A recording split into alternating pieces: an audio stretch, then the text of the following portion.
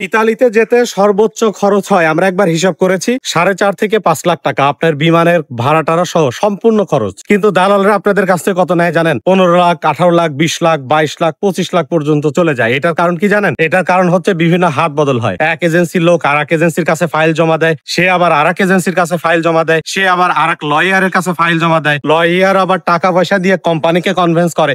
এই যে 4-5 হাত ঘুরে তারপরে আপনার একটা ভিসা হয়, একটা নুলাস্তা বের হয়, যার কারণে এই খরচের অ্যামাউন্টটা অনেক বেশি বেড়ে যায়। কিন্তু মূলত খরচ হয় 4.5 থেকে 5 লাখ টাকা। তো এক্ষেত্রে আপনারা একটা কাজ করতে পারেন, যদি ইতালিতে আপনাদের নিজেদের আপন কেউ যদি থাকে, ফ্যামিলির কেউ যদি থাকে, বিশ্বস্ত কেউ যদি থাকে, তার সাথে আপনারা যোগাযোগ করবেন। সে যদি আপনাদেরকে হেল্প করতে পারে, খুব কম টাকায় ইতালিতে যেতে পারেন।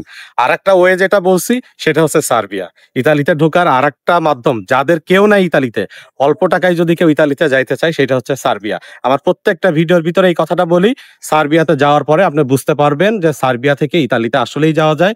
আমি ইল্লিগাল ওয়েতে যাইতে বলি না, আপনি লিগাল ওয়েতেই যাওয়ার চেষ্টা করবেন। সার্বিয়া টু ইতালি লিগাল ওয়েতেই যাওয়া যায় যখন আপনার টিআরসি হয়ে যাবে।